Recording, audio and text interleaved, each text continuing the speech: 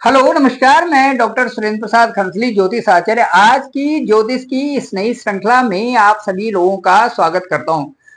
आज बात करेंगे हम कन्या राशि की भृगु साइन की। और भृगु साइन में मुख्यतः देखेंगे हम जो मंगल का गोचर है वो एक महत्वपूर्ण इस समय समझा जा रहा है। और इसके साथ साथ में ही जो सूर्य का गोचर है वो भी बहुत महत्वपूर्ण है।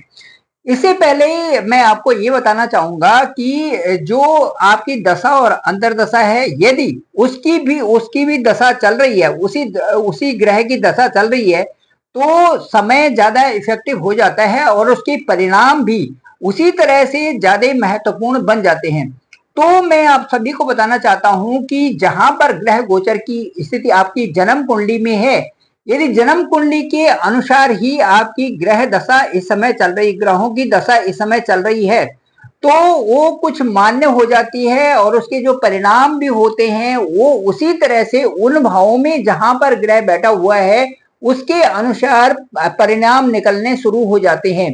और इसके साथ साथ में मैं ये बताना चाहूंगा कि जो सूर्य है वो सूर्य कुंडली में एक आत्म कारक के रूप में होते हैं। चंद्रमा जो कुंडली में होते हैं वो मन के कारक होते हैं। इसलिए इसलिए जो है चंद्रमा और सूर्य, ये कभी भी इनकी जो गति होती है वो हमेशा सही दिशा में ही चलते हैं। और चंद्रमा और सूर्य की जो कुंडली है ये एक महत्वपूर्ण कुंडली समझा जाता है दोनों को। सूर्य से हम वार्षिक कुंडली निकालते हैं और उसी प्रकार से चंद्रमा से हम प्रतिदिन की कुंडली भी आपके साथ में बात करते हैं और प्रतिदिन के बारे में भी चंद्रमा से बताते हैं कि आज का ग्रह गोचर चंद्रमा के अनुसार आपके मन पे क्या प्रभाव डाल रहा है।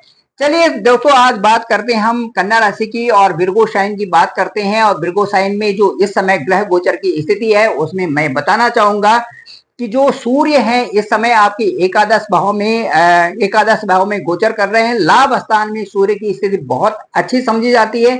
वहां पर कन्या राशि वालों का जो लाभ स्थान है वहां पर है अंक है 4 अंक में। और वहां पर सूर्य का गोचर करना अपने आप में एक प्रतिष्ठित माना जाता है। वहां पर सूर्य के गोचर से आपकी प्रतिष्ठा, मान प्रतिष्ठा बढ़ेगी, आपका स्टेटस मिलेगा, नेम एंड फेम आपको बढ़ेगा। इस तरह से वहां पर आता है। सूर्य का गोचर जो एकादश भाव में जब ट्रांजिट सूर्य होते हैं तो कन्या राशि वालों के लिए विशेष करके कहना चाहूंगा कि लाभ का स्थान वो बनता है। आपकी राशि के 11वां स्थान है। 4 अंक की राशि जो चंद्रमा का घर है वहां पर जो है मेहमान के रूप में जो है सूर्य पधारे हैं।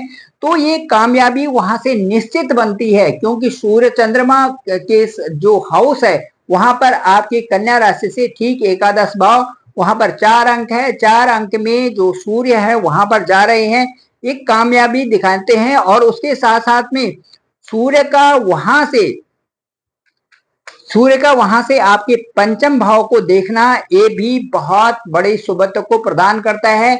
जो पढ़ने लिखने वाले बच्चे हैं और जो आगे जा रहे हैं उनके लिए मैं ये कहूंगा कि बहुत अच्छा समय है।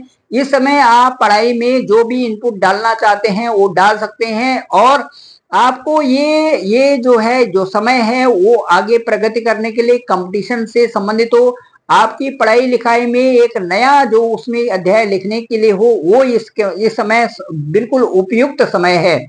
अब मैं ये बताऊंगा आपको कि जो सूर्य है, सूर्य केवल 16 अगस्त तक ही आपके एकादश भाव में है। जो कन्या राशि है उसे एकादश भाव में सूर्य केवल रहेंगे 16 अगस्त तक। और 16 अगस्त 2024 के बाद जो 17 अगस्त आएगा उस दिन सूर्य का गोचर हो जाएगा ठीक द्वादश भाव में। द्वादश भाव जो कन्या राशि से ठीक द्वादश भाव है वो 12वां स्थान, 12वें स्थान में सूर्य बहुत अच्छा नहीं माना जाता। लेकिन मैं ये कहना चाहूंगा कि सूर्य का जब द्वादश भाव में गोचर होगा 17 अगस्त 2024 में, वो जो है सूर्य का गोचर मंगल जब वहां पर जाएंगे तो सूर्य जब वहां पर जाएंगे तो एक तो मंगल की दृष्टि वहां पर होगी और दूसरा शनि की दृष्टि वहां पर होगी। क्योंकि मंगल जो है आपके 9वें स्थान में है, वहां से सीधे दृष्टि होगी सूर्य पर, सूर्य द्वादश भाव में होंगे। साथ साथ में शनि जो यहाँ जो आपके 6ठे स्थान में बैठे हुए हैं वो भी सीधे 7वीं दृष्टि उनकी भी होगी वहां पर द्वादश भाव में, जो कि अच्छी नहीं है। तो सूर्य का जो गोचर है द्वादश भाव में वो बहुत अच्छा नहीं माना जा सकता, क्योंकि वहां पर जाने से, सूर्य वहां पर जाने से और मंगल और शनि की दृष्टि वहां पर द्वादश भाव में होने से आपके खर्चे बढ़ सकते हैं, कई प्रकार से परेशानियां आ सकती है, आलस्य आ सकता है, शरीर में भी कई प्रकार से प्रॉब्लम्स आ सकती है। साथ साथ में शनि के प्रभाव से पांव में दर्द हो सकता है, मंगल के प्रभाव से भी थकान और ये सारी चीजें हो सकती है। तो ये सारी चीजें रहेंगी जब 12वें भाव में सूर्य का गोचर होगा 17 अगस्त 2024 के बाद, 17 अगस्त को, और उसके बाद 1 महीने के लिए वहां पर जो है सूर्य रहेंगे। अब मैं आपको ये बताना चाहूंगा कि जो साथ साथ में जो जो जो गोचर है, गोचर के अनुसार जो इस महीने की जो 5, 6, 7 तारीख है, जो इस महीने की 5, 6 तारीख होगी अगस्त में, वो आपके लिए बहुत अच्छे परिणाम वाली नहीं होगी। उन दिनों आप खूब मेहनत करें। परिणाम का मतलब ये है कि यदि आपको आलस आता है, यदि आप किसी तरह से भी उन दिनों में उतने जागरूक नहीं है, तो 15, 16, 17, 23, 24, 25 इन दिनों में आप ज्यादा मेहनत की आपको आवश्यकता है, ज्यादा कंसंट्रेशन की आवश्यकता है, ताकि आपकी अच्छी पढ़ाई हो सकती है, आप जागरूक रह करके आगे चल सको। अब मैं ये बताना चाहूंगा, इसके साथ साथ मैं आपको बताना चाहूंगा कि जो राहु का गोचर है, राहु का गोचर जो कन्या राशि में है, वो कन्या राशि में इस समय केतु का गोचर चल रहा है। ठीक सामने ही जो सप्तम भाव है वहां पर राहु का गोचर है। राहु का गोचर जो जो कि एक दाम्पत्य जीवन में जरूर कलह दे देता है, लेकिन मैं आपको ये बताना चाहूंगा साथ साथ में आपकी दशा और अंतरदशा भी होनी चाहिए। यदि आपकी दशा और अंतरदशा अच्छे अच्छे प्लेनेट की चल रही है, अच्छे ग्रहों की चल रही है और वो अच्छे स्थान के हैं, तो उनसे आपकी आपके जीवन पर और आपके समय पर बहुत कुछ असर, अच्छा असर होता है। अच्छे भावों में जब ग्रह गोचर कर रहे हैं या आपकी कुंडली में है और उनकी दशा अंतरदशा चल रही है, तो उससे आपके समय में बदलाव आना निश्चित है। और यदि किसी तरह से जिन भावों में आपका राहु गोचर कर रहा है, जैसे यहाँ पर कन्या राशि से ठीक सप्तम में राहु की स्थिति है, यदि राहु की दशा अभी इसी समय होती है, तो उससे जो आपका परिवार है, जो आपका वैवाहिक जीवन है, उसमें वाद विवाद, कलह और किसी प्रकार के कई प्रकार के डिस्प्यूट्स आना शुरू हो जाता है। उसके साथ साथ कई कई सालों तक केस चलने शुरू हो जाते हैं। ये राहु की दशा में देखा है और देखा भी गया है, और यदि वही दशा चल रही है, इस तरह की स्थिति आना स्वाभाविक बनता है। जब ग्रह गोचर की स्थिति इस तरह से भी हो कि द्वादश भाव में हो और उसके बाद कई सारी मैलेफिक, कई सारे ग्रहों की, ऐसे ग्रहों की वहां पर स्थिति हो जो कि पापी ग्रह हैं, उनकी दृष्टि हो, उनके साथ युति हो, ऐसे में दशा और अंतरदशा और का जो परिणाम होता है वो विपरीत हो जाता है। और जब अच्छे ग्रहों की युति हो, अच्छे ग्रहों से दृष्ट हो, तो परिणाम जो है शुभत्व को प्रदान करने वाला हो जाता है। तो 17 अगस्त के बाद सूर्य जब जाएंगे आपके द्वादश भाव में, तो 17 अगस्त 2024 के बाद मैं बताना चाहूंगा कि चूंकि मंगल की दृष्टि भी द्वादश भाव पर है और शनि की दृष्टि भी द्वादश भाव पर है, इसलिए आपके खर्चे बढ़ सकते हैं। थोड़ा सा उसमें ध्यान दें कि आप ऐसा इन्वेस्टमेंट ना करें जिससे कि आपको पछताना पड़े, या जिससे आपके साथ में कुछ परेशानी हो जाए, या आपका संचित धन ज्यादा खर्च हो जाए। चलिए आप बात करते हैं, हम बहुत अच्छी बात आपके साथ में करते हैं कि जो मंगल का गोचर है, मंगल का गोचर ठीक 26 अगस्त 2024 तक, 26 अगस्त 2024 तक आपके भाग्य स्थान में है। मंगल का गोचर 26 अगस्त 2024 तक आपके भाग्य स्थान में रहेगा, जो कि आपके भाग्य स्थान को चमका देगा। मंगल दशम भाव में जाएंगे ठीक 27 अगस्त को, 27 अगस्त को दशम भाव में पहुंच जाएंगे। उससे पहले जो 26 अगस्त तक का जो प्रेडिक्शन होगी वो इस तरह से होगी कि जो जो नवम भाव से है, नवम भाव से जो मंगल की दृष्टि होगी, एक तो द्वादश भाव पे होगी और एक जो उसके बाद मंगल की दृष्टि आपके जो चतुर्थ भाव पे होगी। वो जो दृष्टि है उस समय वो उसमें मैं बता सकता हूं कि किसी प्रकार से चोट वगैरह से न लगे तो ज्यादा अच्छा है, बीमारी न हो तो ज्यादा अच्छा है, माता को कष्ट न हो तो ज्यादा अच्छा है। और मकान, मित्र, जायदाद, इन चीजों पर जो मंगल की दृष्टि है वो प्रभाव डालती है, क्योंकि आपके चतुर्थ भाव जो हैं, चतुर्थ भाव आपका सुख भाव होता है, वो माता से संबंधित होता है, सुखों से संबंधित होता है, आपकी कई सारी चीजों से संबंधित होता है। जो सुख से संबंधित होते हैं उसमें जमीन जायदाद फ्लैट ये सभी सभी आते हैं। तो ये जो प्रभाव मंगल का है द्वादश भाव पर, वहां से भी प्रभाव, दूसरा जो है आपके चतुर्थ भाव में प्रभाव, तो ये मंगल ये प्रभाव दिखा सकते हैं 26 अगस्त 2024 तक। उसके बाद मंगल का जो गोचर होगा आपके दसम स्थान में होगा। दसम स्थान का जो गोचर होता है मंगल का, ये बहुत अच्छा होता है। 27 अगस्त को ठीक आपके दसम भाव में रहेंगे। दसम भाव में जब मंगल आएंगे तो ये कन्या राशि वालों के लिए बहुत अच्छा हो जाएगा। मान प्रतिष्ठा बढ़ेगी, धन आने की पूरी संभावना, मैसिव, जैसे मैसिव वेल्थ वाली बात होगी। और आप जमीन मकान ये सारी चीजें ले सकते हैं। साथ साथ में मैं ये बताऊंगा कि मंगल एक बहुत फलीभूत रिजल्ट देते हैं दसम भाव में।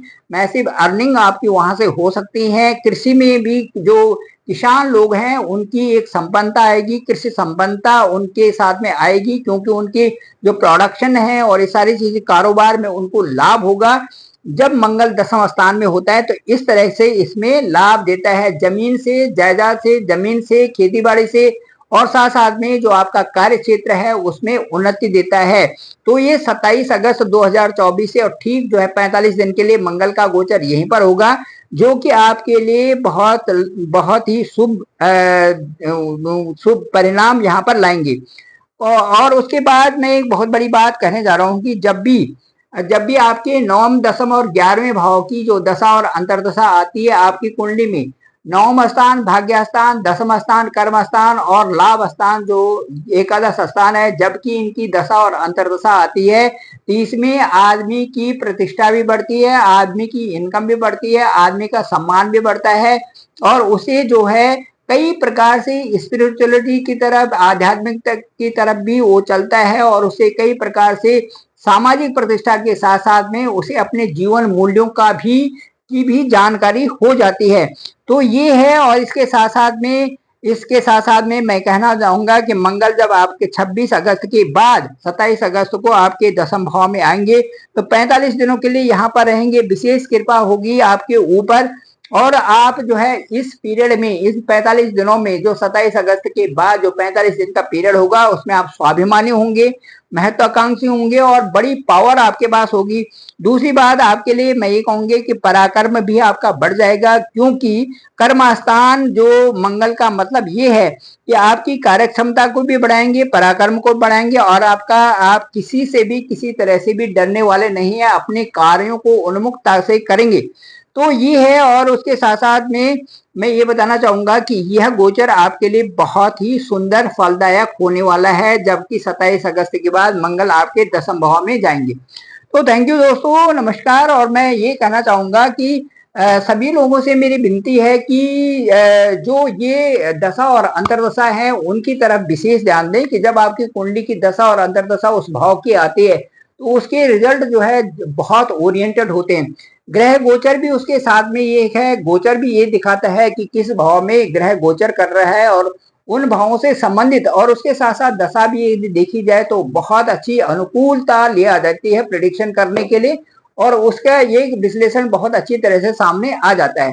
उसके बावजूद भी मैं आपसे ये कहना चाहूंगा कि जीवन में जब भी हम कोई भी डिसीजन लेते हैं तो उससे पहले कहते हैं precaution is better than cure. तो इसलिए जो है किसी भी कार्य को करने से पहले, और किसी भी आप अपने जो जिम्मेदारियों से पहले, या आप कोई भी डिसीजन लेते हैं लाइफ में, उससे पहले हमारी आंखें खुली होनी चाहिए, ताकि उस खुली हुई आंखों से हम ये पता कर सकते हैं कि जो हमारे लिए सामने है वो उचित है या अनुचित है। यदि उचित है तो उसे तुरंत अडॉप्ट कर लो, और यदि अनुचित है तो उसमें आप बिना शंका समाधान के ना बोलिए, और उसमें इंटरेस्ट लेने की जरूरत नहीं है। यदि जबरदस्ती हम उसमें जाते हैं तो वो चीजें हमारे लिए कहीं ना कहीं जो है फिर भविष्य में वो हमारे लिए कहीं ना कहीं परेशानी क्रिएट कर लेते हैं। और मैं यही बताता हूँ कि जो जीवन के पड़ाव में हम कई सारी चीजें जो हमारे सामने आती हैं उनमें डिसीजन का जो महत्व है वो बहुत बहुत ज्यादा बढ़ जाता है। इसीलिए मैं ये कहूंगा कि सोच समझ करके अपने कार्यों को करें और सोच समझ करके अपनी अपनी जो जो समय है उसको उसका ज्यादा से ज्यादा फायदा उठाएं और अब आप आगे बढ़ें, उन्नति करें। मैं डॉक्टर सुरेंद्र खंसली, ज्योतिष आचार्य, और डिस्क्रिप्शन पे मेरा नंबर है 9868280191। आप मुझे कॉल भी कर सकते हैं। जो बहुत नीडी हैं वो अपने हॉरोस्कोप को, अपनी कुंडली को मुझ तक भेज सकते हैं और उससे हम ये पता करेंगे कि जन्म के समय में जो जो स्थिति थी ग्रह गोचर था और अब जो ग्रह गोचर था, दोनों में क्या अंतर है, दशा अंतरदशा क्या बोल रही है और उनके परिणाम क्या बोलते हैं, ताकि जो है सटीक जानकारी से आपको अवगत कराया जा सके। आप मेरे इस चैनल को आप लाइक करिए, सब्सक्राइब करिए और दूसरे लोगों तक जरूर भेजें ताकि सभी लोगों तक इसकी जानकारी हो सके और सभी लोग जो है इसे अपना फायदा उठा सके और उसमें अच्छी जानकारी से अवगत हों। तो ये है, और मैं इसके साथ साथ में आपको नए नए ब्लॉग दिखाता जाऊंगा। तब तक के लिए नमस्कार। आप सभी का आभार, आप सभी का धन्यवाद।